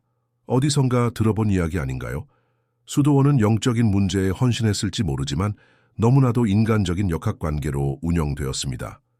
하지만 진정으로 놀라운 것은 이러한 공동체들이 이런 어려움 속에서도 서로를 지지할 방법을 찾아냈다는 것입니다. 민수 수도사가 아케디아와의 깊은 싸움에 빠져 있을 때 다른 이들은 그를 버리지 않았습니다. 그들은 오늘날 우리가 동반자 체계라고 부를 만한 것을 만들었습니다. 영어 수도사가 그를 정기적으로 확인하도록 배정되었는데 설교하거나 상담하기 위해서가 아니라 단순히 함께 있어주기 위해서였습니다. 때로는 민수 수도사가 정원에 그냥 앉아서 허공을 바라보곤 했습니다. 라고 영호가 기록했습니다. 나는 그 옆에 앉아서 벌들이 약초밭에서 부지런히 일하는 것을 함께 바라보았습니다. 말은 필요 없었습니다. 함께 나누는 외로움의 무게는 혼자 감당하는 외로움의 무게보다 가볍습니다. 수도사들은 영혼을 위한 치료법이라고 부르는 것들을 개발했습니다. 그들을 압도할 수 있는 영적 우울증과 싸우기 위해 고안된 활동들이었습니다. 음악은 강력한 치료제였습니다. 한 수도사가 어려움을 겪고 있을 때 다른 이들이 모여서 평성 성가의 추가 세션을 가질 수도 있었는데 그들의 목소리가 어우러진 화음은 마치 영혼을 몸 밖으로 끌어올리는 듯했습니다. 신체 활동은 약물처럼 처방되었습니다. 아케디아에 깊이 빠진 수도사는 새로운 벽을 위에 돌을 옮기거나 곡식을 수확하는 무거운 일을 돕도록 배정될 수 있었습니다. 육체적 노동의 리듬, 구체적인 성취의 만족감은 때로는 기도만으로는 할 수 없었던 방식으로 영적 무감각의 안개를 뚫고 나갈 수 있었습니다. 그리고 그들은 절망에 대한 해독제로서 단순한 인간적 즐거움을 멀리하지 않았습니다. 엄격한 평판에도 불구하고 많은 수도원들은 순전히 아름다움만을 위한 정원을 가지고 있었습니다. 눈을 즐겁게 하는 것 외에는 실용적 목적이 없는 꽃들이었습니다. 그들은 휴식 시간에 체스와 다양한 보드게임을 했습니다. 그들은 이야기를 나누고 농담을 주고받으며 영적 수행의 구조 안에서도 인간성을 유지할 방법을 찾았습니다. 체스 게임은 전설이 될 수 있었습니다. 동혁 수도사는 뛰어난 전략적 사고로 수도원 전체에서 유명했고 수도사들은 그와 한판 두기 위해 줄을 설 정도였습니다. 이러한 게임들은 관중들이 해설과 부드러운 놀림을 제공하는 사교적 행사가 되었습니다. 동혁 수도사는 마치 기독교의 운명이 자신에게 달려있는 듯 다음 수를 신중하게 고민한다고 한 연대기가 애정 어린 시선으로 기록했습니다. 수도원 정원을 거니는 것은 치료의 한 형태가 되었습니다. 이곳들은 단순히 음식과 약초를 기르는 실용적 공간이 아니었습니다. 명상과 평화를 위해 설계된 공간이었습니다. 구불구불한 길들이 정성스럽게 가꾸어진 꽃과 채소 밭들 사이로 이어졌고 아침 햇살이나 저녁 그늘을 받을 수 있는 위치에 벤치들이 놓여 있었습니다. 우울증으로 고생하는 수도사는 여기서 몇 시간을 보낼 수도 있었는데 성장과 재생의 순환에서 자신의 영적 여정에 대한 은유를 찾았습니다. 공동체 식사는 단순한 영양 공급 이상의 목적을 가지고 있었습니다. 그들은 한 수도사가 성경이나 철학 서적을 낭독하는 동안 조용히 식사를 했지만 음식을 함께 나누고 한 자리에 모여 있다는 그 자체가 개인적 어려움을 버틸 수 있게 하는 끈끈한 유대감을 형성했습니다. 부엌 수도사들은 가장 단순한 식사도 가능한 한 맛있게 만드는 것을 자랑으로 여겼는데 사랑으로 준비된 음식이 몸뿐만 아니라 영혼도 영양을 공급할 수 있다는 것을 이해하고 있었습니다. 준호 수도사가 자신의 일기에서 내 영혼의 가장 어두운 겨울이라고 묘사한 시기를 겪었을 때 공동체는 깊이 있으면서도 아름답게 평범한 방식들로 그 주위에 결집했습니다. 그들은 그를 민수 수도사와 함께 벌집에서 일하도록 배정했습니다. 부드러운 움직임과 인내가 필요한 일이었는데 이러한 특성들이 그의 불안한 영을 진정시키는 듯했습니다. 그들은 밤에 가장 어려운 시간 동안 그가 혼자가 되지 않도록 했고 그가 이야기할 필요가 있을 때 항상 누군가가 깨어있고 가능하도록 경비 일정을 조정했습니다. 지식은 빛입니다. 라고 그는 감사하며 썼습니다. 그리고 이 어둠의 계절에 모든 촛불의 불꽃이 중요합니다. 우리가 지금 정신건강이라고 부를 수 있는 것에 대한 수도원의 접근법은 놀랍도록 정교했습니다. 그들은 영적 위기가 종종 신체적 증상으로 나타난다는 것을 이해했습니다. 잠들지 못하는 수도사, 식욕을 잃은 수도사, 미사 중에 손이 떨리는 수도사를 말입니다. 그들은 영혼뿐만 아니라 몸과 마음을 아우르는 전인적 치료를 했습니다. 현우 수도사는 우리가 오늘날 상담사라고 부를 만한 역할을 했지만 그의 공식 직함은 단순히 영적 아버지였습니다. 수도사들은 그들의 어려움, 의심, 두려움을 가지고 그에게 와서 판단이 아닌 이해를 찾을 수 있었습니다. 그의 기록들은 그러한 공식적 연구가 존재하기 수세기 전에 인간 심리학에 대한 놀라운 통찰력을 가진 사람을 보여줍니다. 그의 기록들은 그러한 공식적 연구가 존재하기 수세기 전에 인간 심리학에 대한 놀라운 통찰력을 가진 사람을 보여줍니다. 아무런 어려움도 없다고 주장하는 수도사야말로 가장 주의 깊게 살펴봐야 할 사람이다 라고 현우는 썼습니다. 경건함의 가면을 쓴 교만은 솔직한 절망보다 더 위험하다. 절망하는 영혼은 적어도 자신이 치유를 필요로 한다는 것을 알고 있기 때문이다. 이 모든 어려움들을 통해 놀라운 것이 나타났습니다. 인간적 한계를 솔직하게 받아들이고 부정의 구조가 아닌 서로를 지지하는 구조를 만든 공동체들은 모든 농업 혁신이나 재정적 성공보다 더 귀중한 것을 발견했습니다. 그들은 회복력이란 완벽함을 통해서가 아니라 불완전함에도 굴복하지 않고 버텨내는 것을 통해 만들어진다는 진실을 발견했습니다. 그들의 진정한 성취는 완벽함이 아닌 불굴의 의지에 있었습니다. 그리고 가장 놀라운 발견은 바로 작년 2024년에 이루어졌습니다. 린디스판에서 작업하던 고고학자들이 바이킹 습격 이후에 무슨 일이 일어났는지에 대한 우리의 이해를 완전히 바꾸는 무언가를 발굴해냈습니다. 바로 한때 수도원의 필사실이었던 곳 아래에서 발견된 채색 사본들의 보고로 이는 놀라운 회복력에 대한 이야기를 들려줍니다. 이 장면을 상상해 보세요. 794년 첫 번째 파괴적인 바이킹 공격 후 불과 1년 뒤입니다. 연기는 거치고 약탈자들은 전리품을 가지고 항해를 떠났으며 무엇이 남았을까요? 대부분의 역사학자들은 수도원이 버려졌고 수도사들이 안전한 남쪽으로 피했을 것이라고 추정했습니다. 하지만 새로 발견된 이 사본들은 전혀 다른 이야기를 전합니다. 파괴적인 태풍이 당신의 마을을 완전히 파괴한 후 대피하는 대신 몇몇 주민들이 뒤에 남아 그 지역에서 본 적 없는 가장 아름다운 집들을 짓기 시작했다고 상상해 보세요. 바로 이것이 이 수도사들이 한 일입니다. 그들은 트라우마를 걸작으로 바꾸어냈습니다. 양피지들은 소수의 수도사들이 뒤에 남았음을 보여줍니다. 그들은 단순히 남은 것이 아니라 자신들의 일을 계속했습니다. 정말 놀라운 것은 바이킹 습격 직후 몇 개월 동안 영국에서 발견된 것 중 가장 아름다운 채색 문자들 중 일부가 만들어졌다는 사실입니다. 이것들은 트라우마를 당한 생존자들의 절망적인 낙서가 아니었습니다. 이것들은 수도원의 황금기에 만들어진 어떤 작품과도 같은 정밀함과 헌신으로 창조된 중세 예술의 걸작이었습니다. 잉크의 법의학적 분석은 더욱 놀라운 사실을 밝혀냅니다. 수도사들은 아프가니스탄에서 온 울트라마린 블루, 엄청난 비용이 들었을 금박 등 값비싼 수입 안료를 사용하고 있었습니다. 이것은 단순한 생존의 문제가 아니었습니다. 이것은 절대적인 파괴 앞에서도 자신들의 정체성과 목적, 그리고 자신들보다 더 큰 무언가와의 연결을 유지하는 것이었습니다. 이것이 무엇을 의미하는지 생각해 보세요. 대부분의 사람들이 기본적인 생존, 음식 찾기, 따뜻하게 지내기, 안전 유지에 집중할 때 이 수도사들은 알려진 세계 전역에서 럭셔리 미술 용품을 수입하고 있었습니다. 이것은 마치 자연재해 생존자들이 옛집의 폐허에서 세계 수준의 미술 전시회를 열기로 결정하는 것과 같습니다. 고고학 팀을 이끈 사라 미첼 박사가 소름 끼치는 말을 해주었습니다. 그녀는 우리가 처음 그 사본 보고를 열었을 때 1200년이 지난 후에도 여전히 향냄새를 감지할 수 있었습니다. 이것들은 단순한 책이 아니었습니다. 이것들은 유형의 기도, 잉크와 금으로 보존된 희망이었습니다. 라고 말했습니다. 이것이 무엇을 의미하는지 생각해 보세요.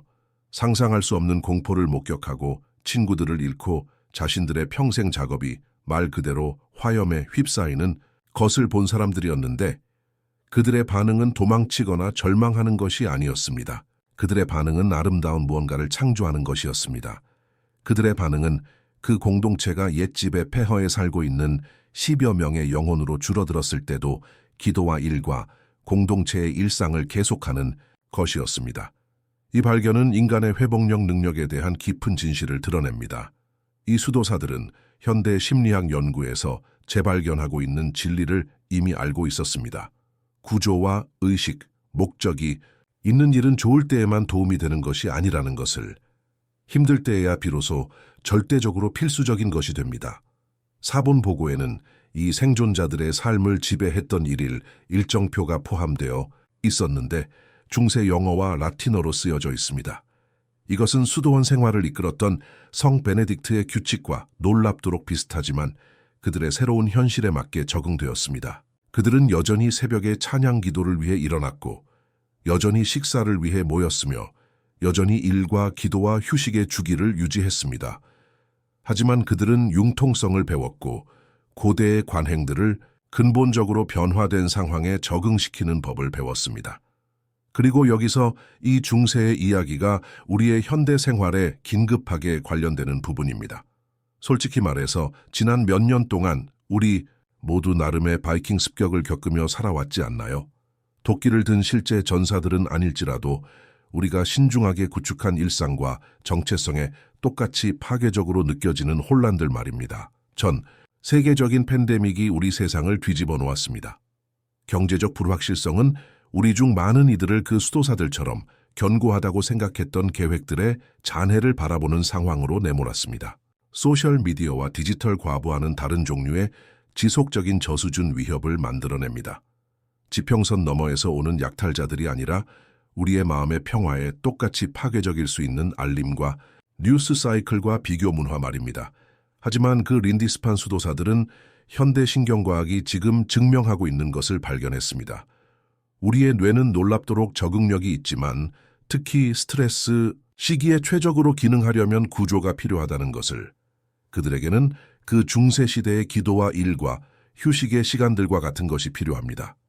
우리 체내 시계를 연구하는 생체 리듬학의 최근 연구들에 따르면 아무리 단순한 것이라도 일관된 일상 리듬을 유지하는 사람들이 스트레스에 대한 더 큰 회복력과 더 나은 감정 조절, 향상된 인지 기능을 보인다고 합니다. 마치 그 수도사들이 우리가 뇌 영상과 호르몬 분석을 통해서야 이해하고 있는 무언가를 직관적으로 알고 있었던 것 같습니다. 우리가 비싼 웨어러블 기기와 수면 추적 앱으로 일주기 리듬을 최적화하려 애쓰는 동안 이 중세 수도사들은 이미 자연스러운 생체 시계와 조화롭게 사는 기술을 완성해놓고 있었습니다. 그들은 기본적으로 인간 성능 전문가였는데 다만 그들의 실험실은 돌로 된 수도원이었고 그들의 데이터는 수십 년간의 지속 가능한 웰빙으로 측정되었습니다. 린디스판의 필사본들에는 현대의 웰빙 전문가들도 질투할 만한 계절에 따른 삶의 세세한 기록들이 담겨 있습니다.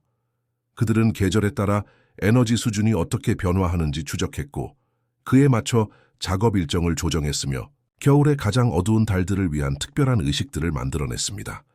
그들은 인간이 1년 내내 같은 수준으로 작동해야 하는 기계가 아니라는 것을 이해했습니다. 바이킹 공격 이후에 긴 겨울 달들 동안 이 수도사들은 잿더미의 날들이라고 부른 것을 개발했습니다. 더 깊은 명상과 외부 활동의 감소 기간이었습니다. 그들이 게으름을 부리거나 우울증에 굴복하고 있었던 것이 아닙니다. 그들은 자신들의 자연스러운 리듬에 맞춰 생활하며 인간의 에너지가 조수처럼 자연스럽게 밀물과 썰물을 반복한다는 사실을 받아들이고 있었습니다. 우리가 1년 내내 같은 수준의 생산성과 사회적 참여를 유지하기를 기대하는 현대적 접근법과 비교해 보세요.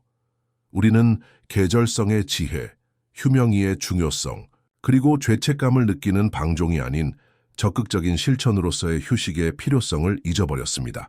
린디스판 필사본들은 경계 지키기라고 부른 것을 묘사합니다. 외부의 혼돈으로부터 정신적, 영적 공간을 보호하기 위한 의도적인 실천들이었습니다. 그들은 위대한 침묵이라고 불린 시간을 보내며 하루를 시작했습니다. 하루의 업무들이 시작되기 전에 완전한 정적의 시간이었습니다. 그들은 성찰이라고 부른 것으로 하루를 마쳤습니다.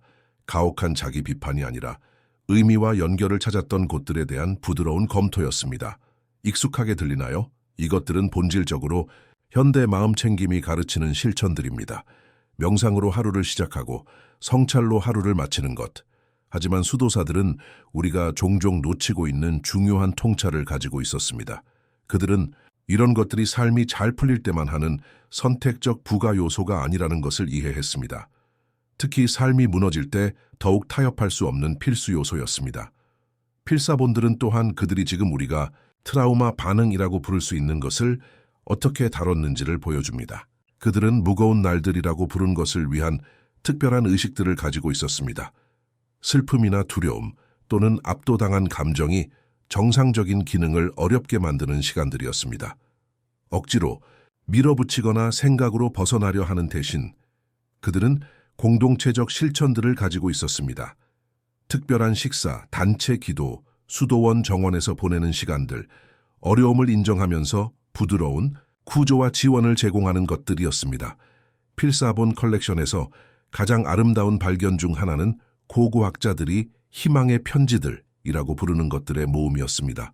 생존한 수도사들이 미래의 자신들에게 그리고 언젠가 린디스판으로 돌아올 수도사들에게 쓴 메모들이었습니다. 이것들은 단순한 메시지가 아니었습니다. 가장 어두운 시기에 믿음과 목적을 유지하기 위한 실용적 조언들이 담긴 지혜의 타임캡슐이었습니다. 우아한 글씨로 쓰인 한 편지는 이렇게 말합니다. 어둠이 끝없이 느껴질 때도 빛은 돌아온다는 것을 기억하라. 작은 아름다움과 헌신의 행위들이 쉬운 때보다 어려운 때에 더 중요하다는 것을 기억하라. 공동체는 서로의 안녕을 돌보기로 선택한 두 사람만큼 작을 수도 있다는 것을 기억하라.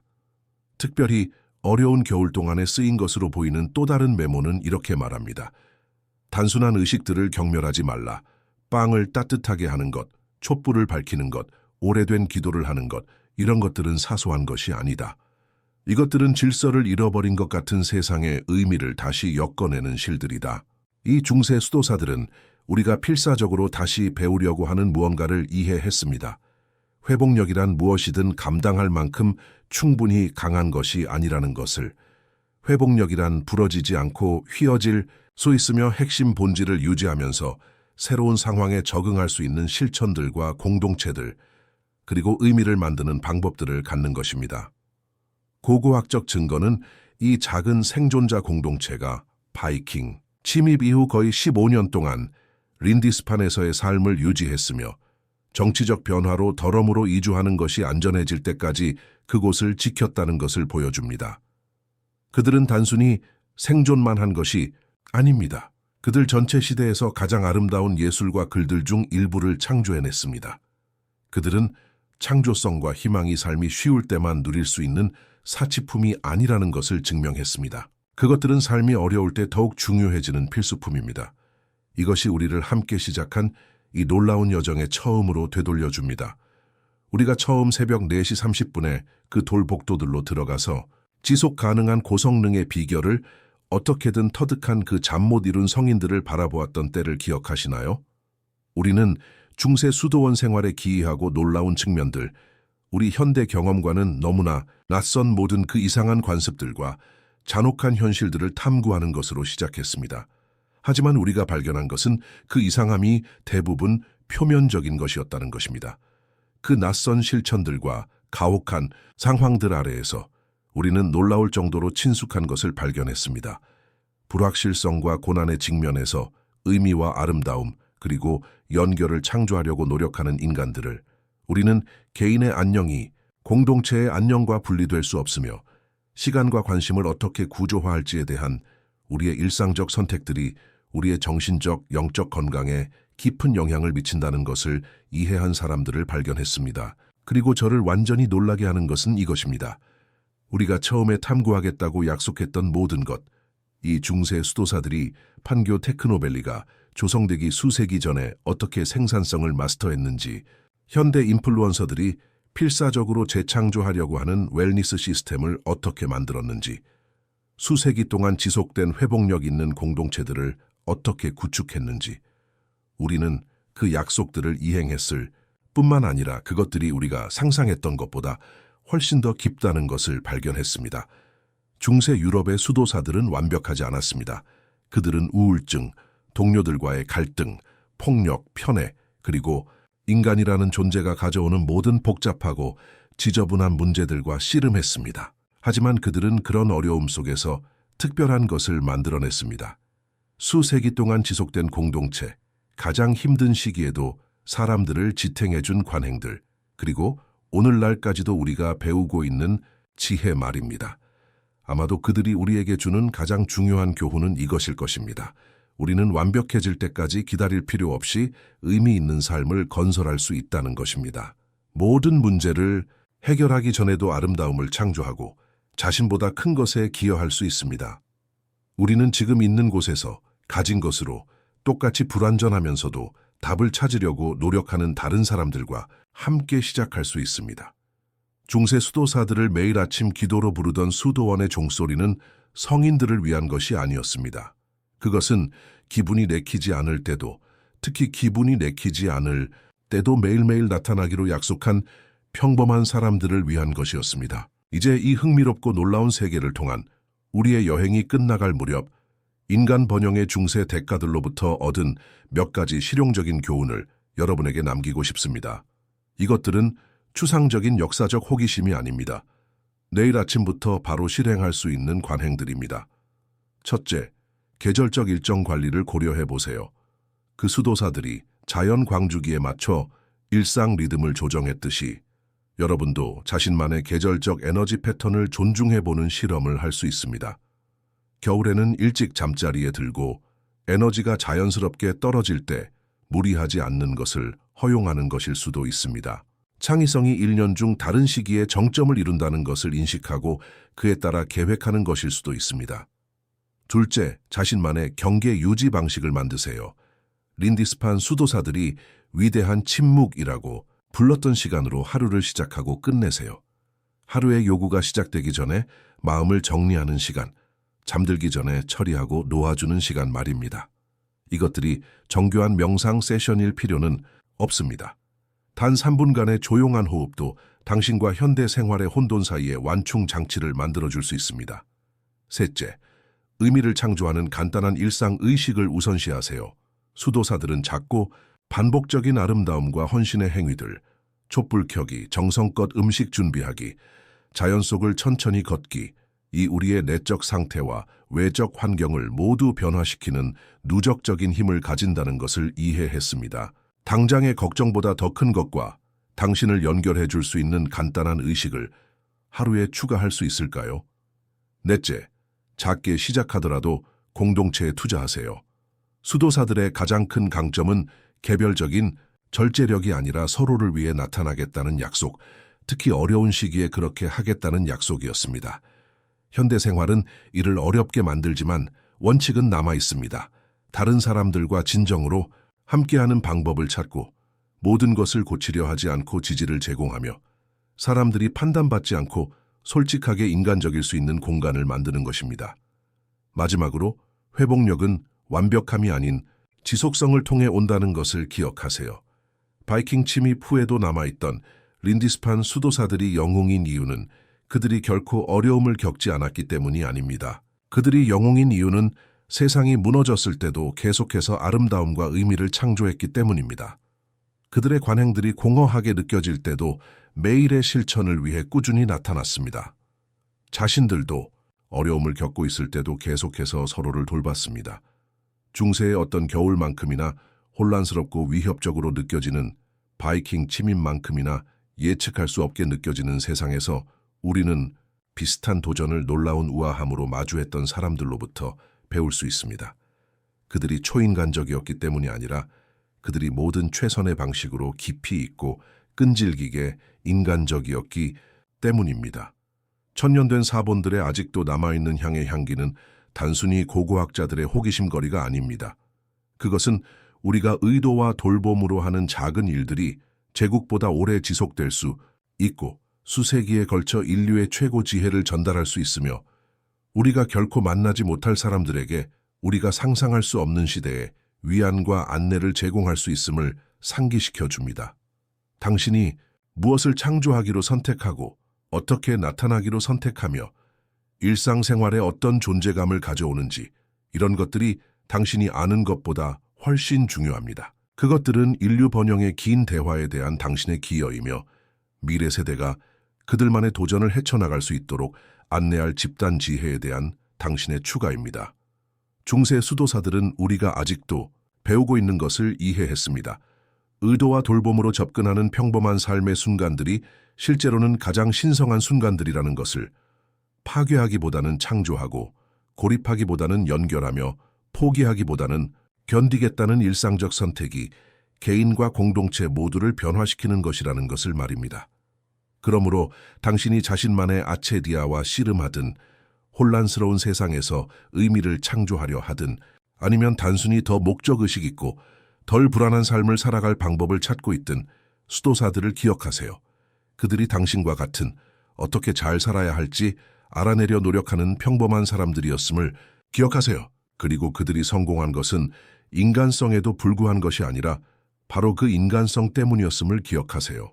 종소리는 아직도 울리고 있으며 우리 각자의 의미 있는 삶의 버전으로 우리를 부르고 있습니다. 문제는 우리가 응답할 준비가 되었는가 하는 것입니다.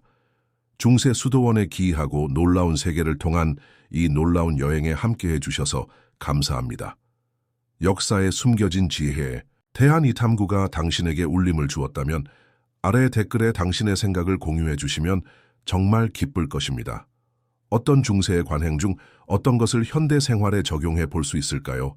이 고대 공동체의 어떤 교훈이 당신의 현재 도전에 가장 직접적으로 말을 걸어오나요? 저는 모든 댓글을 읽으며 종종 제가 고려하지 못했던 통찰을 발견합니다. 그리고 과거로의 이 깊은 탐구를 즐기셨다면 역사적 지혜에 대한 더 많은 모험을 위해 구독해 보세요. 왜냐하면 잊혀진 이야기들을 수년간 탐구하면서 제가 발견한 것은 다른 시대와 장소의 사람들이 어떻게 살았는지 더 많이 배울수록 인간 번영의 시대를 초월한 패턴들을 더 많이 발견하게 된다는 것입니다. 보편적 문제에 대한 우리 조상들의 해결책에 대해 더 많이 이해할수록 우리 자신의 의미 있고 회복력 있는 삶을 창조하는데 더 잘 준비되게 됩니다. 이런 고대의 통찰을 적용하는 당신의 여행이 지금 시작됩니다. 어떤 것을 먼저 시도해 보시겠습니까? 다음 여행에서 다시 만날 때까지 당신만의 위대한 침묵의 버전을, 당신만의 의미 있는 일상 의식을 서로를 위해 나타나기로 헌신한 불완전한 사람들의 당신만의 공동체를 찾으시기 바랍니다. 의도로 접근하는 평범한 순간들이 실제로는 신성한 순간들임을 기억하시기 바랍니다. 그리고 어떻게 살고, 어떻게 돌보며, 어떻게 견딜 것인가에 대한 당신의 일상적 선택들이 희망에 대한 인류의 긴 이야기의 다음 장을 쓰고 있다는 지혜를 가지시기 바랍니다. 좋은 꿈 꾸세요. 동반자 여행자들이여. 그리고 기억하세요. 어둠이 끝없이 느껴질 때에도 빛은 항상 돌아온다는 것을.